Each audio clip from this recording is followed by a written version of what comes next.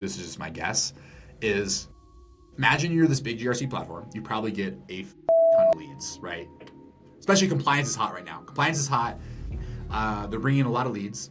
And those leads, right, those people need to get auditors, right? If you are the recipients of a ton of leads and the GRC platform is saying, yeah, everybody gets SOC 2, like it's easy, then you're gonna have a lot of pressure to like appease to that vendor to always pass their customers and sort of just like, almost like, I mean, there's a degree of automation that's involved here. That's sort of like, it's kind of like an old school industry that's finally being innovated on, I would say.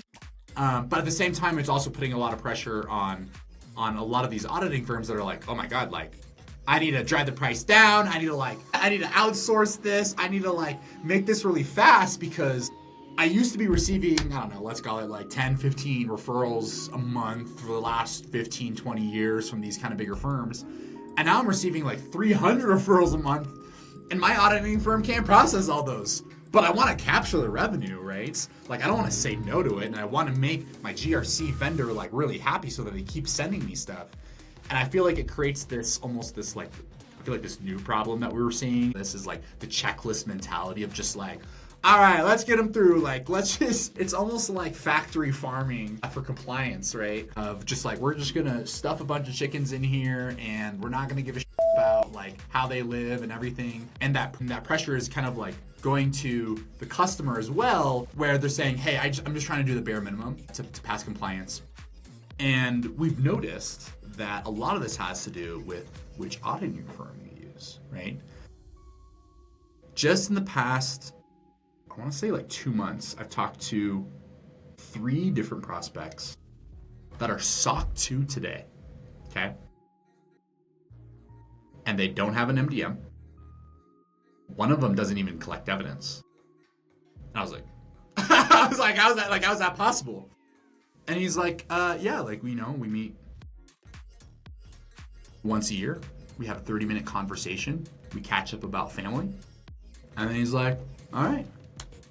I was so shocked. I was like, what? And I was like, he's like, yeah, I don't even use the GRC platform. Like, there's no need. I was like, dude, those guys need to lose their license. Like, that's not. But like, if now that's the lived experience of this prospect, I've had so many of them actually. They say they've switched auditors to go for the ones that are easier. They're like, they're asking us too many questions about security and they're too thorough. Yeah, they're fucking doing their job. This is what they're doing. It's crazy. Well, yeah, I mean, ultimately, the name of the game behind a lot of this stuff is revenue. It's the reason that companies want to go get SOC 2 compliant so they can go and capture revenue, right? So, of course, human nature is going to be to take shortcuts. And if all I need to do when I get that RFP is just check the box, I'm SOC 2, then people are going to trend towards being able to get away with that, right?